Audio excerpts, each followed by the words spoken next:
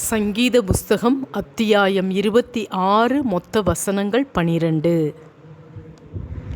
கர்த்தாவே, என்னை நியாயம் விசாரியும். நான் என் உத்தமத்திலே நடக்கிறேன். நான் கர்த்தரை நம்பியிருக்கிறேன், ஆகையால் நான் தள்ளாடுவதில்லை. கர்த்தாவே, என்னை பரீட்சித்து என்னை சோதித்து பாரும். என் உள்ளந்திரியங்களையும் என் இருதயத்தையும் புடமிட்டு பாரும். உம்முடைய கிருபை என் கண்களுக்கு முன்பாக இருக்கிறது.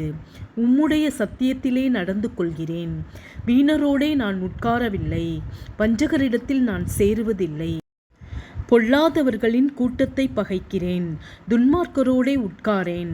கர்த்தாவே, நான் துதியின் சத்தத்தை தொனிக்க பண்ணி உம்முடைய அதிசயங்களையெல்லாம் விவரிப்பதற்காக நான் குற்றமில்லாமையிலே என் கைகளை கழுவி உம்முடைய பீடத்தை சுற்றி வருகிறேன். கர்த்தாவே, உமது ஆலயமாகிய வாசஸ்தலத்தையும் உமது மகிமை தங்கிய ஸ்தானத்தையும் வாஞ்சிக்கிறேன்.